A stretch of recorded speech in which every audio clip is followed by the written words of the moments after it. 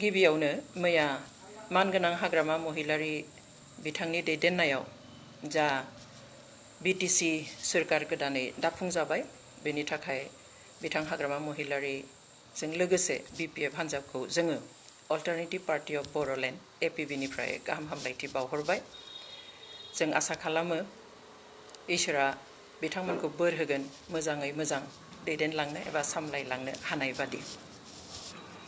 जों मिजिं खालामो मानव गेदेर हाग्रामा महिलारि बिथांनि राफोद दैदेननायाव 6 शेड्यूल एबा जा 6थि फारिलाइ बिनि जाफोर गोहो आरो जा आखुथायफोर बेफोर गासैखौबो गायसनफिनजोबनो हागोन आरो लोगोसे गासैखौबो दिदोमै लाखिफिननो हागोन होननानैहाय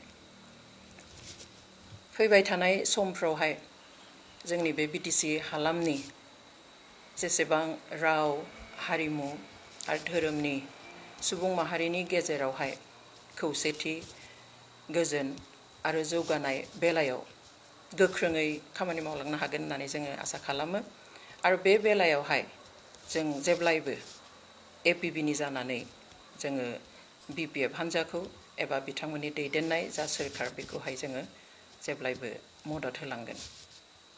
गोरोबथानि जायफोर फारिखौ मावफुंजाथाव बेफोरखौ मावफुंलांगोन होननानै जों मिजिं खालामो।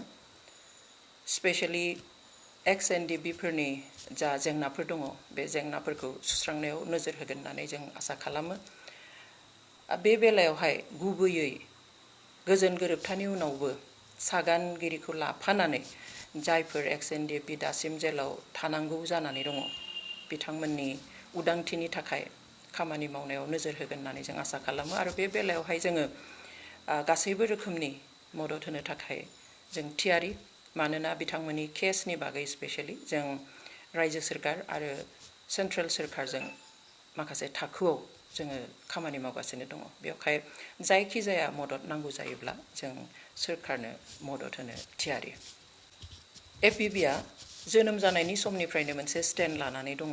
बे जाबाय थै जिउ होनानै मोननाय जा बिटिसि 6 शेड्यूलनि जा पावर अफ अट'नमी एबा गावखौ खुंनो हानाय जे मोन्थाय बे मोन्थायखौ जाहाथे सोरबा नेशनेल पार्टिया दखल खालामनानै बेखौ सिलिंखार खालामनो हाया बेखौ जों जेब्लायबो स्टेन्ड होबोगासिनो दङ आरो बे स्टेन्डआ जोंहा दिनैसिमबो दङ। जों आसा फारिगोन बिपिएफ हान्जाया मानगोनां हाग्रामा महिलारि बिथांनि दैदेननायाव बेखौ जेब्लायबो नोजोर होगोन जाहाथे बे जोंनि आखायावनो थायो।